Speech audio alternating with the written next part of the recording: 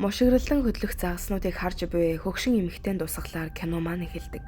Нуурын ирэг дээр Монта ээжтэйгээ зогсож байх бөгөөд ээж нь савн дотор хийсэн загаснуудыг харан зогсно. Тэгээд охиндоо энд ямар ч могой загас байхгүй байна хэмээн гомдлох ба Монта хариуд нь далайн байдал болон цаг агаараас шалтгаалаад могой загас ямар ч баригдах боломжгүй гэдгийг тайлбарлахад ээж нь заавал могой загас харна хэмээн зүтгэдэг. Үүнээс үсгэд ээж нь зүнх өвчтөй нь ажиглагдах ба өнөөдөр түүний ээжийн төрсөн өдөр болохоор ээжийнхаа нэг хүслийг биелүүлэхээр нуурын ирэг дээр ирсэн нь энэ байлаа. Монта ч ээжтэйгээ ойлголцож чадахгүй цугалтаж байтал ажлаас нь яралтай дуудлага ирэн ярихаар төр холддог. Тэрбээр минут орчим ярьсны дараагаар эргэж хартал ээж нь хачирхалтайгаар алга болсон байх нь тэр. Зөвхөн түүнээс хоёр углаашин л үлдсэн байх ба ус руу орлоо гэж бодоход ямар ч чимээ гараагүй нь сонирхолтой. Монта тухайн нөхцөл байдалд бүр шоконд орж орхин яахаа мэдэхгүй. Тэрүүгээр нийл баахан хайж орлохоос өөр юу ч хийж чадсангүй. Цаг шөнийн 3-ыг зааж байхад Монта гэртээ ирэх ба уг нөхцөл байдалтай юу ч хийж чадахгүй бачууран уйлсуухад охин нь түүний чимээг сонсон өрөөнөөсөө гарч ирлээ. Охин нь түүнээс эмээ яагаад ирээгүй юм бэ? Юу болсон бэ гэж асуухад Монта ямар ч хариу өгөлгүй үргэлжлүүлэн уйлсаар л байлаа. Түүний асуултанд хариулахгүй байгаад охин бачууран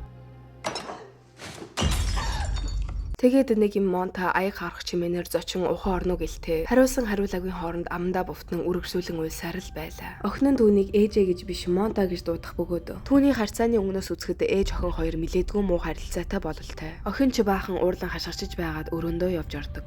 Охин өрөөндөө найзтайгаа мессеж бичиж байх ба түүний мессежнээс ээж нь биш эмээ охиныг багаас нь өсгөж хүмүүжүүлсэн болох бас эмээ түүний хувьд ямар чухал хүн бэ гэдгийг нь мэдэж авдаг. Тэгээд охин хөшгөө үл ялэгнээ цонхоор харахад яг эсрэг талын байрны цонхоор түүнийг харж байсан мэт нэгэн хөшиг хөдлөн хаагддаг. Маргааш өглөөч болж гадаа гудамжаар холхон алхах хэн ч үгүй. Яг л эзэнгүй орхигдсон тосгон мэт энэ газар хаа сайгүй гэрийн тижээмэл амьттай хайж байна гэх зарын самбрууд дүүрэн байлаа. Охин ээжийнхаа цагдаатай ярих чимээнээр орноосоо босох ба эмээ нь одоо хүртэл олдоогүй байгаад ээж нь бухимдан уурлаж хамаг юмаа авч хідэн хаглаж ойрлож буй чимээн сонсогдно.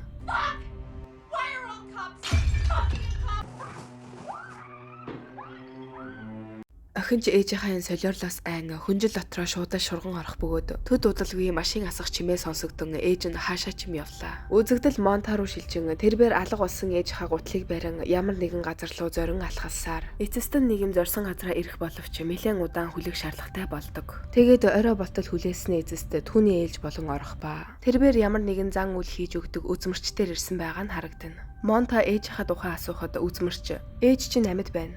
Гэхдээ чөтгөрүүд ээж чинь нүдийг таглаад гэрээ олж ирч чадахгүй байна. Мэдээж өөр хүмүүс ч гэсэн ээжийг чинь олж чадахгүй.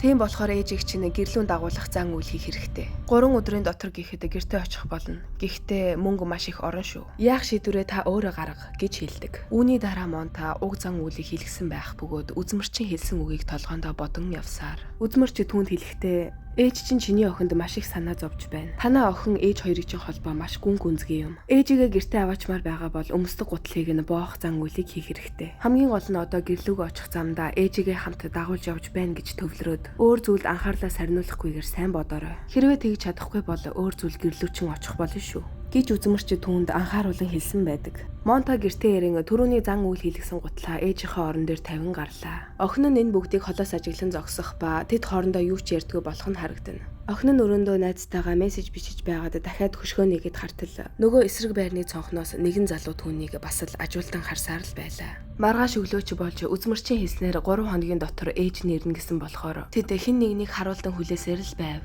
Эхний 2 өдөр ч онцгийн зүйлгийн өнгөрөн ээжийнх нь бараа ёр харагдсангүй. Тэгээд сүүлийн 3 дахь өдрийн оройч болж аянга захилгаан иргэн захилж аатар бороо ширүүнээр орж байлаа. Сүүлийн 3 дахь өдөр болохоор охин унталгүй эмээгээ хүлээж байх ба дахиад түүнийг эсрэг талын байрнаас ширтээд байгаа мэдрэмж төрөн хөшгөө гинт ярахад бас л түүнийг нууцаар харж байдаг. Үргэлжлүүлэн охин доошоогоо хашаан доторхоо хартал гэрлүүн нэгэн нойтон хөлийн мөр явж орсон байх нь тэр.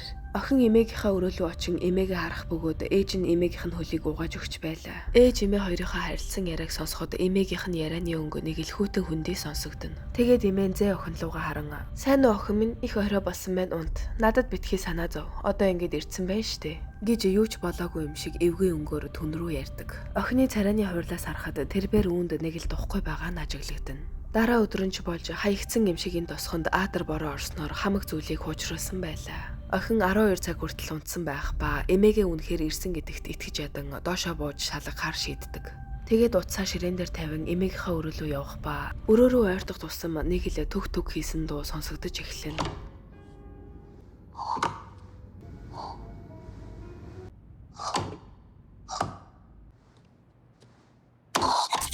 Охин ч сандран цамцаа тайлж итгэхэд нөгөө эсрэг байрны залуу бас л түүнийг нууцаар харж байдаг. Айж самгарсан тэрбээр өрөө рүүгээ гүйн хүнжилд ороо явж орлоо. Тэгээд хүнжил дотроо орон эргэж хартал бас л нэг зүйлээс цочин өсрөн гарах ба хүнжил дотор байсан хэн нэгэн өндийгөөд босоод ирхэн тэр. Охин ч зориг гарган босч ирэн хүнжлийг татхад эмээн байлаа. Охины ч сэтгэл амран эмээгээ тас тэврэн үүний дараа түүний өврийг дэрлээд "Эмээ, би ямар их хайсныг та мэдхүү. Ээж таныг хайчлаа л гэж бодсон. Та алга болчих юм бол энэ гэрт надтай ярих хүн хинч байхгүй. Миний хажууд үргэлж байгаарай эмээ" гэд охин чин сэтгэлийн үгээ хэлдэг. Нөгөө талд Монтагийн утсанд яаралтай дуудлага ирэх ба тэрбээр хил үгүй ажлаа орхин гүйн одлоо. Монта хаазаа тултал гიშгэн давхих ба түүнд ирсэн дуудлага нь цагдаанараас ирсэн дуудлага байв. Цагдаа нар хэдэн өдөр ирлийн ажил хийсний эцэст хөгшин эхийнхэн зогцсыг олсон байх нь тэр. Ээжийнхэн зогцос голдоо живж өгсөн байгаа нь ажиглагдах бөгөөд үүнийг харсан Монта мэл гайхан хоцров. Тэгээд гэртээ байх охиныхоо утас руу залгатал утсандаа жижигэргэн дээрээ тавигдсан байлаа. Тэрбээр яг энэ л үед үзмэрчин хэлсэн анхааруулгыг гинэт санан гэрт нь байгаа хэн нэгэн ээж нь биш гэдгийг ухааран гэрлүүгээ яардаг. Үзэгдэл эмээзээ охин хоёр руу шилжихэд охин эмээдээ бөвөөлүүлэн төр дууг хийсэн байв.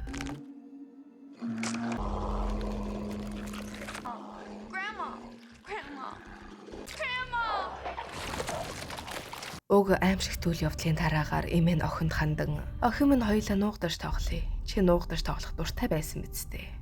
Би 20 хүртэл тоолно, чи нуугдана. Энэ удаад чи том болсон болохоор хоёулаа дүрмтэй тоглоно. Эхний удаа тоглоод баригдах юм бол чиний зүүн жихийг огтлно. Дараагийн удаад баригдах юм бол баруун жихийг чинь. Тэгээд хамрыг чинь, сүүлийнх нь хоол огч нь хэрчих болно" гэж аимшигтайгаар хэлэн тоглоомыг эхлүүлэн шуудал тоолж эхэлдэг. 1 2 3 Нөгөө талд Монта гэрлүүгээ яаран уйлан давхисаар л айн самгарсан охин хаалга болон цонхоор гарах гэтэл бүгд автоматар хаагдан түүнийг зүхтах боломжгүй болгож орхидог. Үхтлээ хайсан охин тэвдэн гүйсээр гал тогооны шүүгээр рүү орж нуугддаг. 20 тоолж дуусан эмээгийнх нь аимшигт хоолоо сонсогцоор түүний хөлийн чимээ улам бүр ойрцоор л.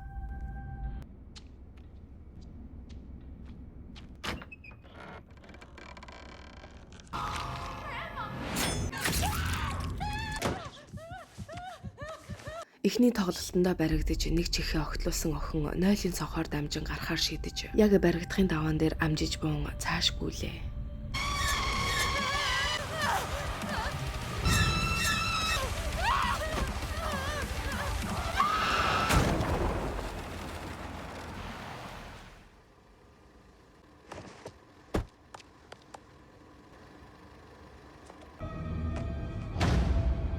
Гэтэл яг бодит байдал дээр Монта ямар ч ээж охин хоёртойгоо амьдардаггүй, харин эсрэгээрээ тэднийхэн сүнс байшинд хорогдсон байж таарав.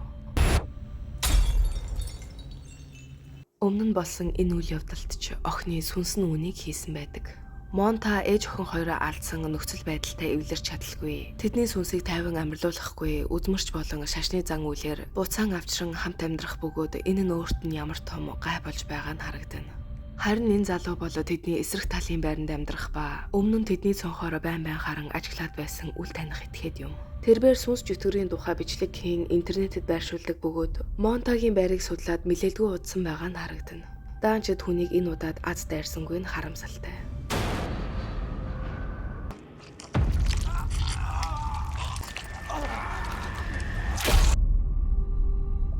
Энэ үртэл бичлэгтэйгээ хамт байсан та бүхэнд маш их баярлалаа. Дараагийн сонирхолтой кино тайлбараар уулзцгаая.